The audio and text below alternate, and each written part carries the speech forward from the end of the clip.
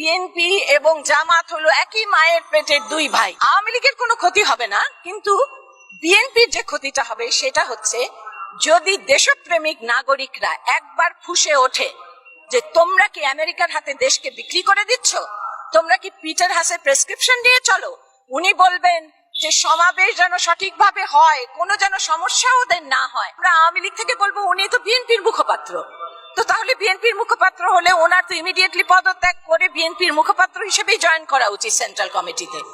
হ্যাঁ, তো এইরকম একজন পিটার হাসকে নিয়েই ওনারা সামনে স্বপ্ন দেখেন।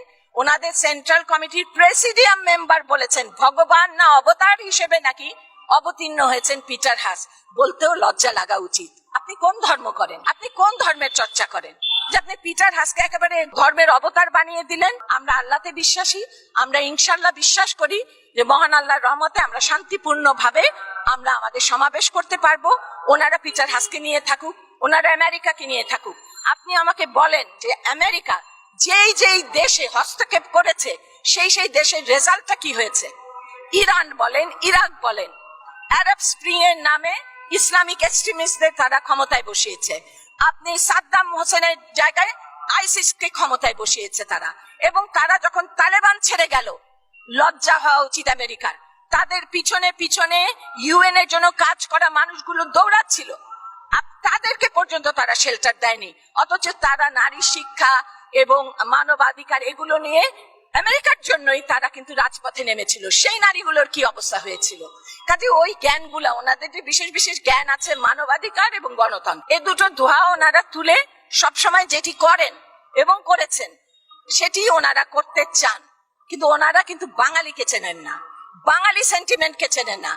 বাঙালি যেই দিন বুঝবে যে এই ধরনের মানুষরা আমাদের দেশের স্বাধীনতায় হস্তক্ষেপ করছে, বাঙালি কিন্তু পাত্তাও দেবে না, সে যত বড় রাষ্ট্র হোক। এটা মনে রাখতে হবে, কারণ আমরা আমাদের 30 লক্ষ বীর শহীদরা এমনি এমনি রক্ত দেয়নি, দেশকে এমনি এমনি স্বাধীন করেনি। আমাদের দেশ কিন্তু আমেরিকার কলোনি নয়। আর আমেরিকা যদি মনে করে তারা ইস্ট ইন্ডিয়া কোম্পানি, বিশাল ভুল করছে। বাঙালির আবেগ, বাঙালির ঐতিহ্য, বাঙালির স্বাধীনতার মূল্যবোধকে তারা চেনেনি। এটা নতুন করে চিনতে হবে তাদের। এরকম পতন তো ঘটাতে ঘটাতে ঘটাতে ঘটাতে আমরা প্রায় মনে হয় 4-5 মাস হবে আমরা পার করে দিয়েছি। হ্যাঁ, প্রতিদিন সোশ্যাল মিডিয়া খুলবেন, ওই অ্যারো অ্যারো চিহ্ন দেয় আর বড় বড় করে লেখে, হ্যাঁ এইমাত্র পলায়ন করিলেন, এইমাত্র ক্ষমতা ত্যাগ, তাজা খবর। এইগুলো তো তারা চালাচ্ছেনি। কি কারণে 28শে অক্টোবরে কি কারণে সরকারের পতন? তাদের কোনো আন্দোলনে জনগণ সম্পৃক্ত হয়নি, কিন্তু বাংলাদেশ আওয়ামী লীগকে জনগণ চায়। দুটোর মধ্যে পার্থক্য আছে। আপনার কোনো আন্দোলনে জনগণ সম্পৃক্ত না হলে সে আন্দোলন কখনো সফল হয় না, এবং জনগণ যাকে চায় যে মানে শক্ত হয়ে দাঁড়িয়ে বলতে পারে যে আমরা এইসব আমেরিকার প্রেসক্রিপশনে চলি না, তারা সেই ধরনের নেত্রী চায় যে বঙ্গবন্ধুর রক্তের ধারক। আমরা মনে করি না এটা পাল্টাপাল্টি কর্মসূচি। আমরা তো শান্তি সমাবেশ করেই যাচ্ছি, আমাদের নাম দেখেই বুঝতে পারেন যে শান্তি সমাবেশ। 21শে আগস্টের মতো গ্রেনেড হামলা আমরা ভিকটিম হয়েছিলাম, আমরা কিন্তু সবসময় ভিকটিমই হই। আমরা ওই 64 জেলায় বোমা হামলারও ভিকটিম আমরা। তারপরে আপনার 2014 সালে যে অগ্নি সন্ত্রাস হলো তারও অনেক বেশিরভাগ ভিকটিমই আমরা। তো তাহলে আমরাই ভিকটিম হয়েছি। আমরা কিন্তু কখনো আপনারা বলতে পারবেন না আমরা সহিংস পথে অগ্রসর হয়েছি। আমাদের ঢাকাতেই 14,000 নেতাকর্মী গ্রেপ্তার হয়েছিল। আমাদের জেলায় জেলায় উপজেলায় যে হারে মানুষজন বসে খেতে পারতো না, ওই অবস্থায় তুলে নিয়ে যাওয়া হতো। মসজিদের মধ্যে নামাজরত অবস্থায় মাথায় গুলি করা হয়েছে, এই কোরআন শরীফ খোলা অবস্থায় সেইখানেই রক্তাক্ত হয়েছে কোরআন শরীফ।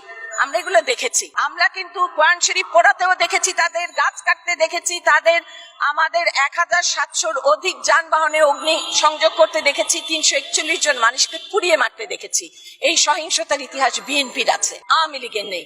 এবং যখন বিএনপি এবং জামাত একসঙ্গে হয় তখন ওই যে তাদের এক নেত্রী বলেছিলেন কিন্তু সেন্ট্রাল কমিটি যে আমাদের তাদের নাকি বিএনপি এবং জামাত হলো একই মায়ের পেটের দুই ভাই। তো এটি আবার প্রমাণিত হলো, কারণ একই দিনে হঠাৎ করে জামাত আবার কেন ঘোষণা দিল যেখানে বিএনপি সমাবেশ করবে।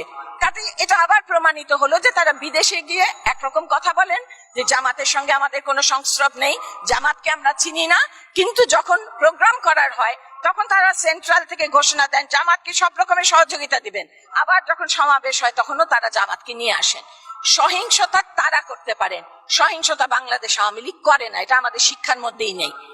আমাদের যেটা মনে হয় যে 28 তারিখে যা হবে সেটা জনদুর্ভোগ হবে, কারণ তারা তো কোনো পারমিশনের তোয়াক্কা করছেন না। তারা বলছেন যেখানে খুশি সেখানে তাদের নাকি নেতাকর্মীরা বসে যাবে। আপনার একটা দেশে আপনি পারমিশন নেবেন না, তাহলে আপনার যদি কোনো সমস্যা হবে সেটার দায়িত্ব আপনাকে নিতে হবে, কারণ আপনি কেন পারমিশন নেবেন না?